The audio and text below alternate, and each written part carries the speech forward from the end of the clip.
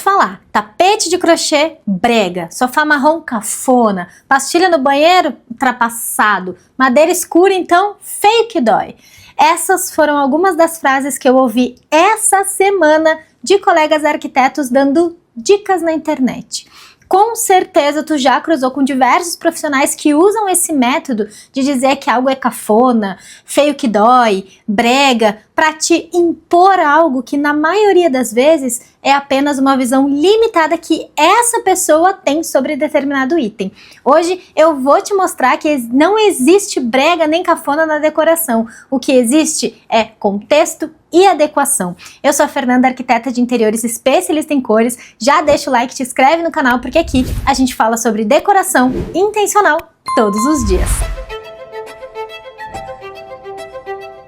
Já quero começar esse vídeo com um dos maiores contraindicados dos profissionais da decoração, que muita gente tem em casa, inclusive eu tenho, que é o sofá marrom. Né? O argumento para esse item é que ele é pesado, com cara de ultrapassado, que envelhece o ambiente. E, gente, sinceramente, eu até entendo quem pensa assim, tá? Porque o sofá marrom, ele teve o auge dele nos anos 2000 e todo mundo tinha aquele mesmo sofá marrom gigantesco, trambolhudo, né? Com aquela cor meio chocolate, num tecido meio brilhoso e ainda encostava na parede, que era bege, sem graça, sem iluminação, sem nada. Aí é claro que ele parecia um bloco pesado no meio da sala. Mas a verdade é que com estratégia, ele pode deixar o teu ambiente muito mais aconchegante. Eu sou especialista em cores na decoração e eu te digo uma coisa, o marrom é uma cor maravilhosa para se ter em casa. É uma cor boa de combinar, é uma cor acolhedora, aconchegante e que também é fácil de manter no dia a dia. Isso é muito importante, né? Porque a gente vive uma rotina corrida e eu vejo muitos arquitetos recomendando aquele sofá claro de linho que eu amo, adoro também, uso nos meus projetos, acho lindo, mas que talvez não seja o ideal para a tua rotina. E o vilão, gente, não é o sofá, é a falta de contexto, porque para que o sofá marrom se torne o auge da elegância, o ponto alto do teu ambiente, o segredo não está apenas no modelo do sofá, no sofá em si, mas em todo o ecossistema que tu vai criar ao redor dele para valorizá-lo, né? O sofá marrom, ele é como se fosse uma âncora para o ambiente. Ele precisa de leveza, ele precisa de luz, ele precisa de todo um sistema para equilibrar e tirar um pouco desse peso visual dele.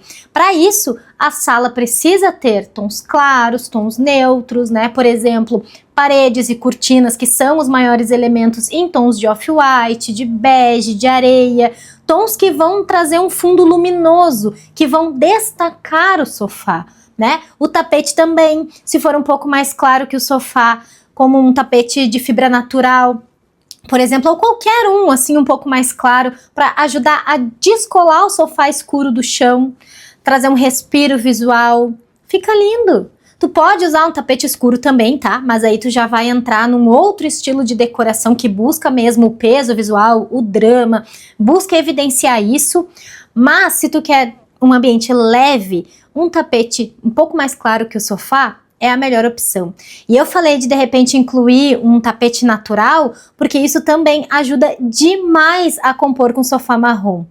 Para pensar, o marrom é a cor da terra, então ele pede elementos que remetam à natureza para parecer mais orgânico, mais natural, menos datado, sabe? Então assim, não precisa ser um tapete de fibra natural, tu pode incluir em pequenos detalhes, por exemplo, uma palha que é super acessível, em cestos, em bandejas. Plantinhas também ajudam muito para trazer esse contraste entre o verde natural e o sofá marrom. É uma combinação assim maravilhosa, maravilhosa. Mas para mim, assim, o verdadeiro segredo para elevar o nível do teu ambiente com o sofá marrom são as camadas. Já tem um vídeo aqui super completinho no canal, onde eu mostro como aplicar as camadas, explico cada uma delas. Eu vou deixar linkado aqui, depois que tu terminar esse vídeo, vai lá assistir, porque ele vale para qualquer ambiente e é muito transformador, tá? Agora, um erro muito comum relacionado a isso é deixar o sofá marrom pelado. Aí sim, isso traz realmente todo o peso visual dele à tona. Para dar elegância, a gente precisa incluir texturas que vão quebrar essa monotonia da cor, né? Então, assim, almofadas, por exemplo, são uma ótima estratégia.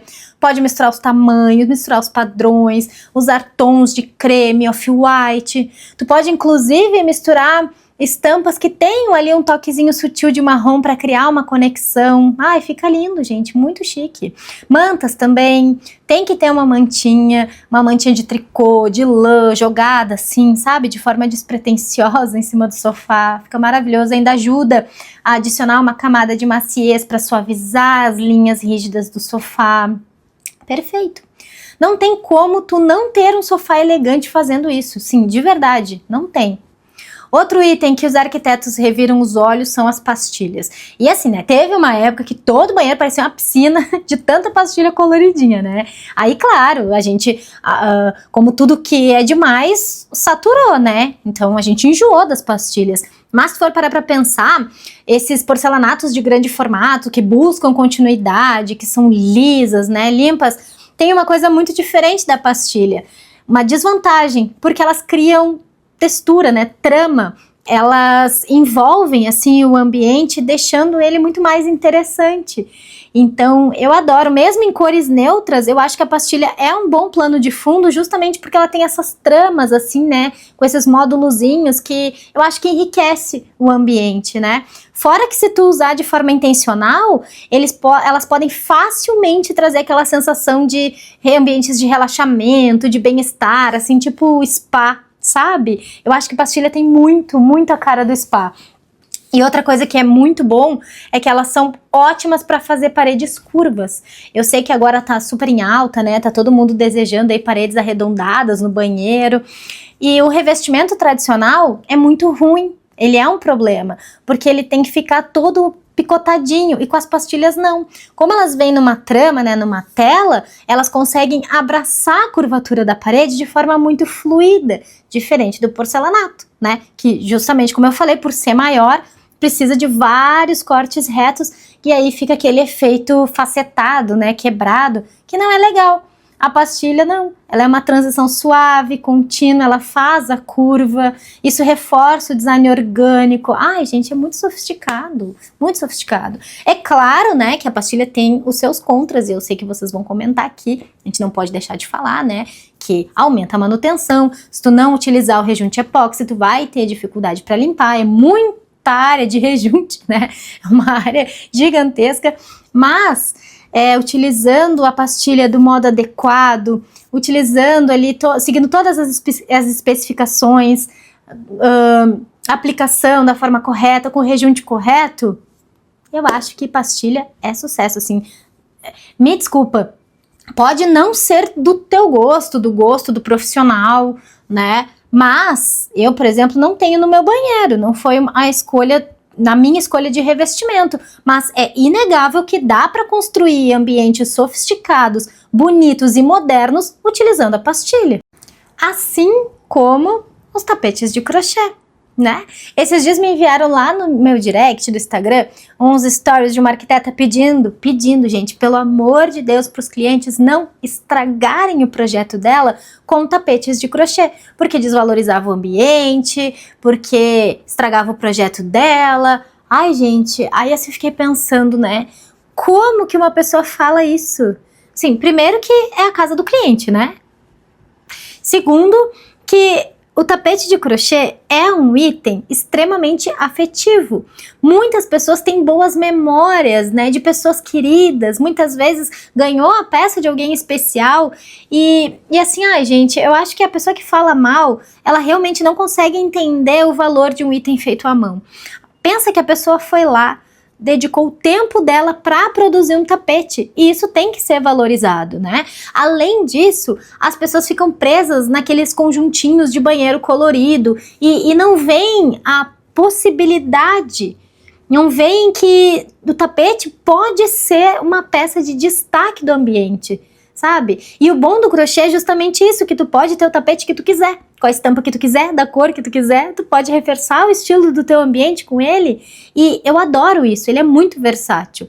Por exemplo, se tu utilizar um tapete de cor sólida, né, só uma cor, fica muito chique, muito chique. Se tu utilizar, assim, quadradinhos de 2 cores, fica muito moderno, fica muito legal.